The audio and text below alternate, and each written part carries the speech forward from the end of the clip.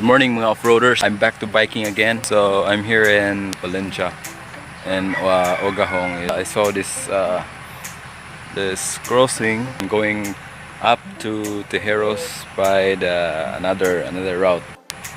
So this way is going to Valencia. The one is, I don't know where. That's where I came from.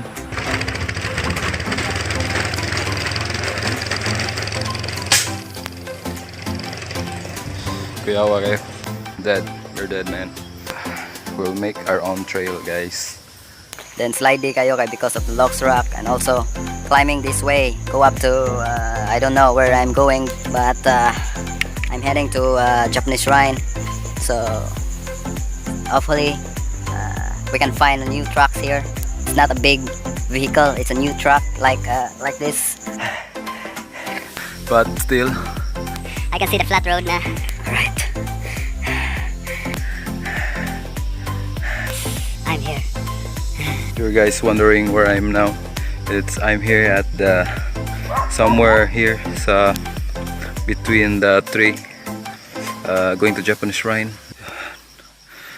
From there down here. Yes. Alright, go up there. Yes, at my back is it's Lapok here. Mayong buntag. Video ko.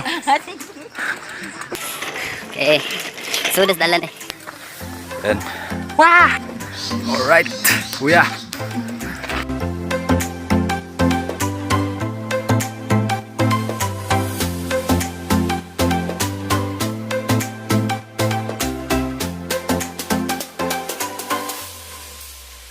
Tasa kayo. The heck? What the heck? Lain na po pasaka, what the heck? Yeah.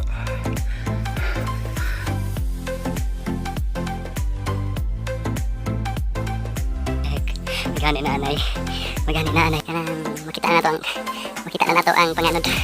It means doon na ta sa flat. Hey guys, what's up? I'm back. So guys, what's up? Nalubat ko sa nato diri sa Sagbang. Yeah, di ako gikan. Then ang Sagbang elementary school. I'm going downhill back to Palintinon Road.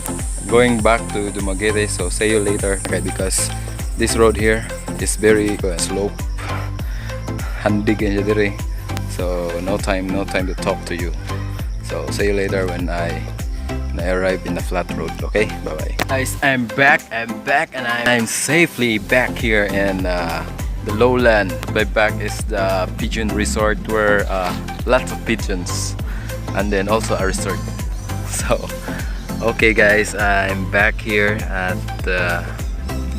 somewhere else in Palintinon Road, going to Valencia, and then okay, thank you for watching this video, and hopefully next time I can make it more and more exciting and more understandable English speaking video.